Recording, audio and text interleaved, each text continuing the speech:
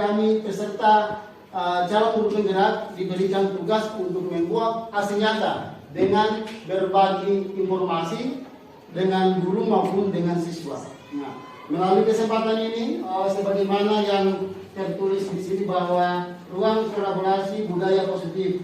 Nah, moto dari guru penggerak adalah tergerak, bergerak, dan menggerakkan. Itulah moto yang harus kami jalankan, dan moto ini harus dijalankan oleh semua guru yang bergerak di bidang pendidikan. Ini anggota tim guru penggerak yang saat ini sedang mengikuti pendidikan, ada 2 orang. Kemudian ini kesepakatan ruang kolaborasi budaya positif yang harus kita bangun. Yang pertama, seluruh peserta memiliki kesempatan untuk berpendapat. Jadi di setiap kami Zoom itu di kegiatan guru penggerak, instruktur selalu membuat kesepakatan. Nah, kesepakatan seperti ini juga kita bisa gunakan di kelas ketika mengajar ke siswa, membuat kesepakatan belajar. Tujuannya apa? Supaya pembelajaran kita lebih terfokus. Yang kedua, berpikir terbuka dan saling menghormati. Jadi saling menghormati satu sama lain. Kemudian jika ada peserta berpendapat, peserta yang lain wajib mendengarkan. Kemudian berpendapat setelah dipersilakan oleh guru atau moderator. Kemudian berpartisipasi penuh dalam kegiatan. Kemudian mengikuti ruang kolaborasi dengan penuh semangat. Meminta izin kalau ingin keluar ruangan, kemudian berdoa sebelum dan sesudah mengikuti kegiatan. Itu salah satu kesepakatan yang bisa kita gunakan. Jadi guru-guru PPL juga bisa membuat seperti itu di sisa waktu yang ada. Siapa tahu ini masuk tugas kalian diperpanjang sampai bulan Desember, bulan Maret 2023, berarti masih ada kesempatan itu.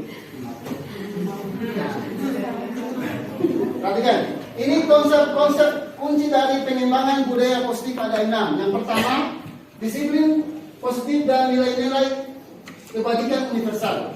Yang kedua, teori motivasi, hukuman dan penghargaan atau restitusi.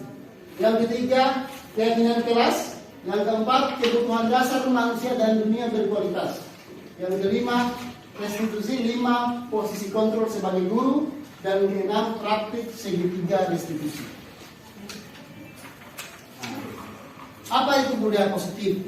Jadi, budaya positif merupakan perwujudan dari nilai-nilai atau keyakinan universal yang diterapkan di sekolah.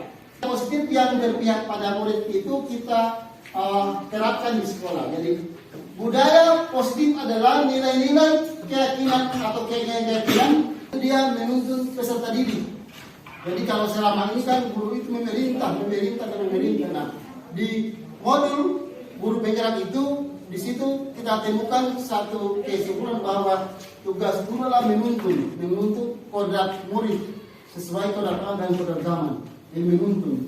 Jadi bukan menuntun murid supaya apa? Dia bisa menemukan potensi-potensi yang ada dalam dirinya dan dikembangkan. Kemudian dalam penerapan budaya positif di sekolah yang perlu diterapkan adalah pertama apa?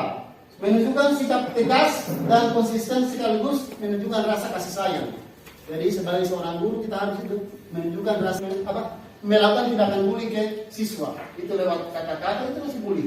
Lewat misalnya lewat tindakan verbal, tindakan non verbal termasuk juga bully. Jadi orang guru juga ini sering melakukan bully ke siswa, cuma orang tidak sadar. Kemudian ini, untuk membangun budaya positif, maka sekolah perlu menyediakan lingkungan yang positif, aman, kemudian nyaman, agar murid-murid dapat berpikir, bertindak dan mencipta dengan merdeka, mandiri dan bertanggung jawab. Jadi untuk sekolah kita, alhamdulillah ini lingkungannya positif. Artinya kita termasuk sekolah yang nyaman, kemudian siswa bisa belajar dengan baik.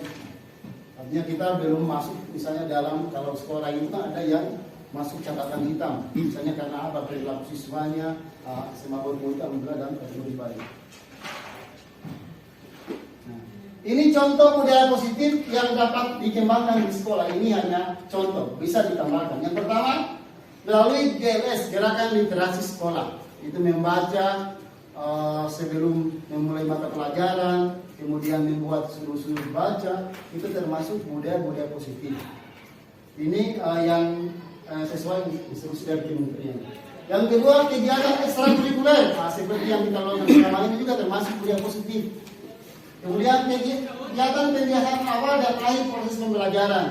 Itu kan misalnya kita kemarin ada apa?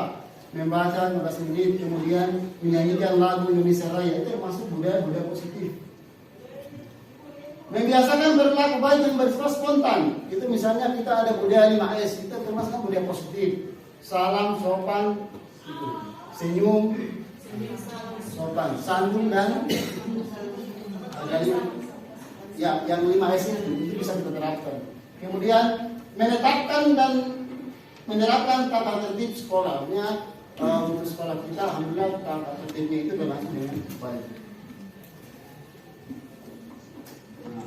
Sekarang masuk yang pertama, disiplin positif dan nilai-nilai kebajikan universal. Nah ini berbicara disiplin itu mungkin selama ini itu kata disiplin identik dengan ketidaknyamanan, padahal kan tidak seperti itu. Nah ini menurut Ki Hajar Dewantara, disiplin bahwa di mana ada kemerdekaan, di situ harus ada disiplin yang kuat.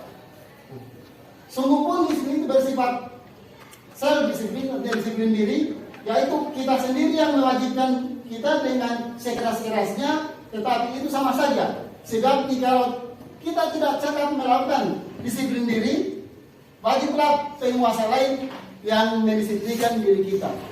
Dan peraturan dari dia itulah harus ada di dalam suasana yang merdeka. Jadi intinya disiplin itu kita sendiri.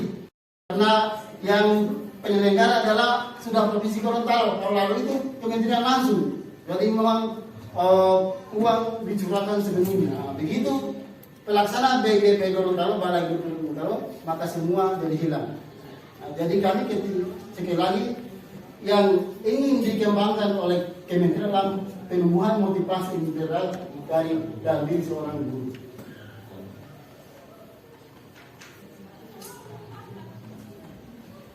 Kemudian disiplin positif atau disiplin diri, yaitu proses pembelajaran dengan sebuah pendekatan dalam mendidik untuk melakukan kontrol diri dan pembentukan kepercayaan diri. Itu proses disiplin positif. Jadi bagaimana kita mengontrol diri, kemudian menguasai diri untuk memilih tindakan yang mengacu pada nilai-nilai yang kita hargai agar tercapai tujuan mulia yang kita inginkan bersama.